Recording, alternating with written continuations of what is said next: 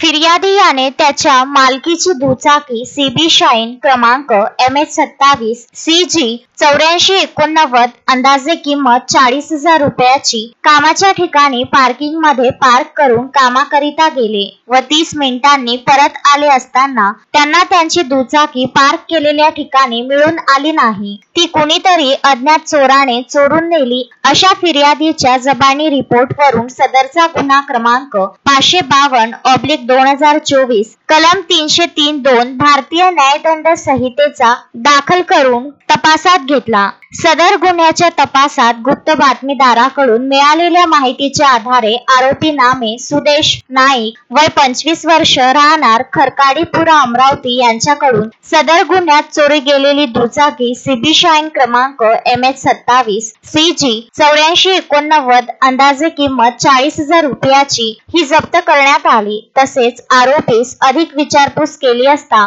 त्याने अनेक गुन्हे केले असल्याचे सांगितले। गुन्ह्यात वापरलेला एकूण 1,30,000 रुपयाचा मुद्देमाल जप्त करण्यात आला असून पोलीस स्टेशन राजापेठ येथील एक चोरीचा, एक घरफोडीचा, पोलीस स्टेशन खुलापुरी गेट येथील एक चोरीचा व एक घरफोडीचा गुन्हा उघडकीस आणला। सदर आरोपीकडून इतरही गुन्हे उघडकीस येण्याची शक्यता आहे। शोएब खान, विदर्भ न्यूज, अमरावती।